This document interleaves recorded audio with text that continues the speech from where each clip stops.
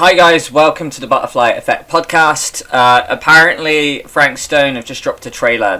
Well, I say apparently, they fucking have. It's right in front of me. Now, had I known they would have done this, I would have probably got a haircut and I wouldn't have shaved my goatee off. So I'm sporting the nonciest moustache known to mankind. So I very much apologise. But nonetheless, I'm going to live react to this trailer. So, Frank Stone, it's a game I'm kind of excited for. I used to play Dead by Daylight back in the day, from the same realm, obviously. And now we've got supermassive games that they're teaming with to make this project, this blend of gameplay and story. And the question is it going to marry well?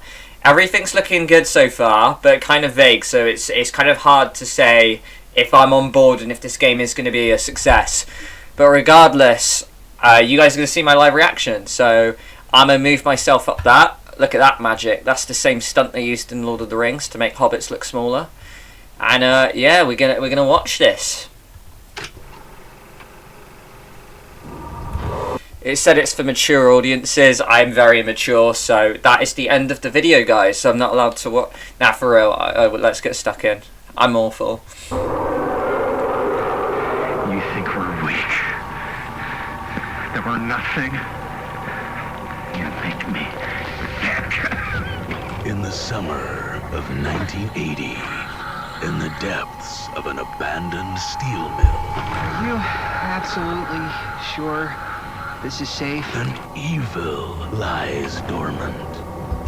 I'm glad that guy kept a job in doing deep voices for movie trailers. Probably not even the same guy, but like, I don't know. That's just such a throwback of the whole like, join Shrek and friends. Regardless, we're here to react to Frank Stone, not to see me be a clown, so let's resume. And my video's buffering. Waiting to be unleashed. Yo, coming? Yeah. The footage was thought to be lost. It now resurfaces Get off me! for the first time. What is it? Evil comes for all. A Christine Gordon film Check it. starring Jaime Rivera and Christine Gordon with Linda Castle, Robert Greene, and Bonnie Rivera. We gotta get out of this place! We gotta get out of here right now! We gotta go! Dare you enter Murder Mill? And cut. I think we got it. The film is legendary. I heard it was only screened a few times, and each time the audience flew into a rabid, murderous rage. The CIA's got this secret lab called the Lérys Institute where they use it for enhanced interrogation. How do you know all this? I'm a fan.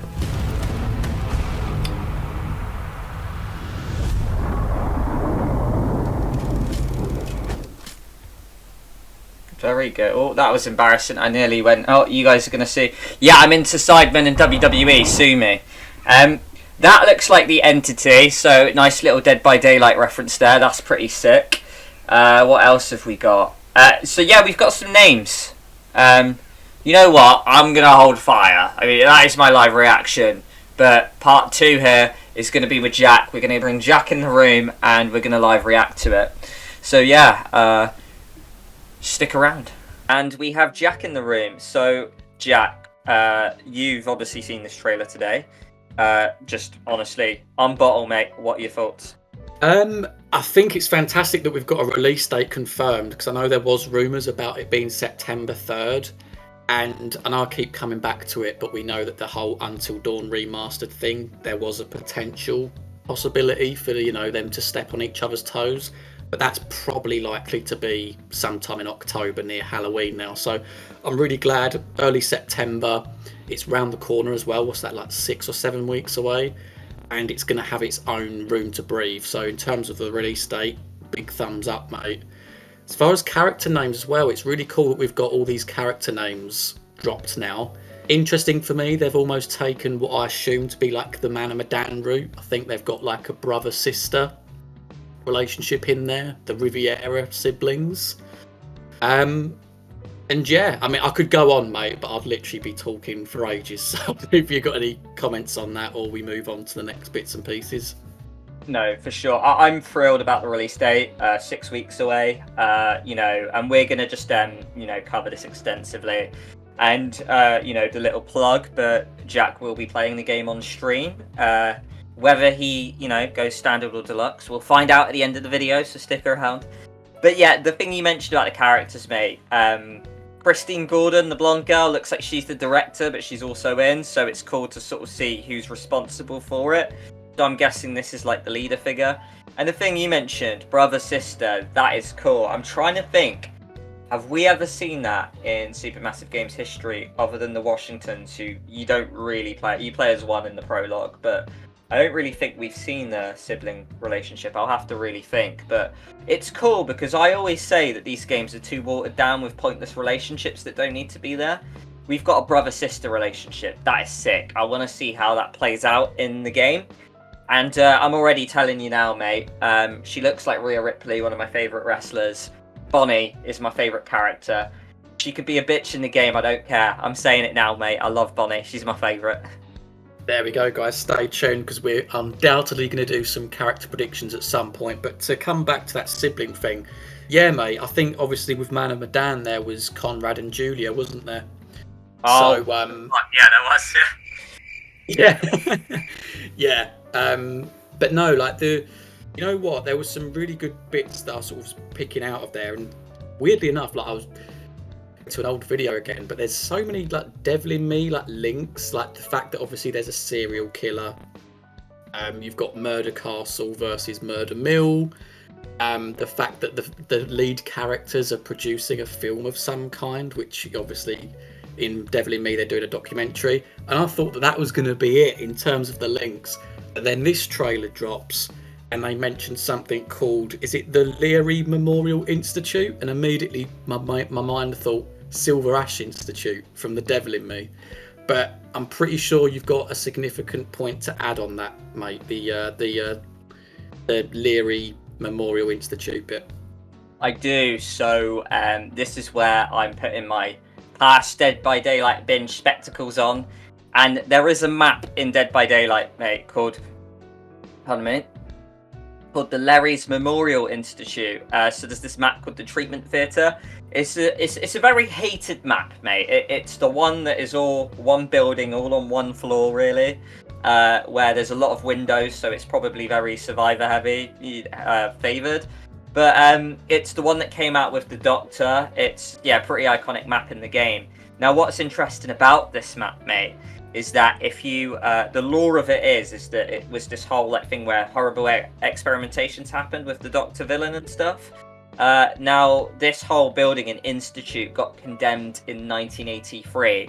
Now, if we look at this new trailer, it will confirm that I think it's Jamie who's like the fan and he knows all about the history. And he's explaining how it got shut down in 1984.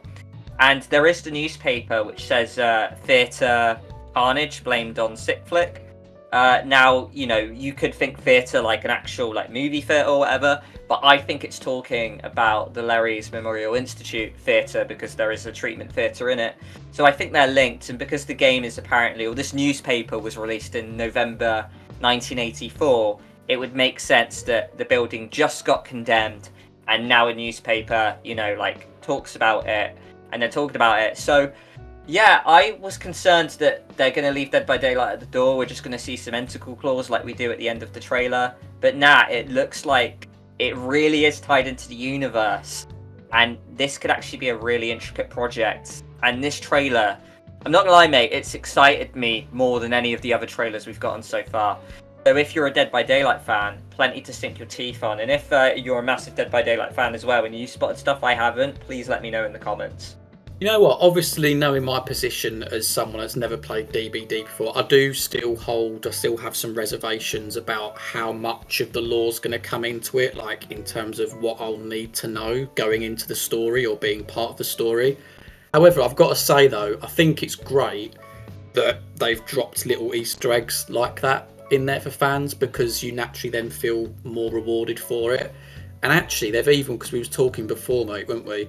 that even in like the details for the standard and deluxe editions, they've put like little wordings in there, like the plunderers instinct. Was that right? That you were saying that's part of DBD? Yeah, big time. So Plunderer's Instinct is a survivor perk where you have these chests which have goodies like toolbox and health kits and flashlights around the map.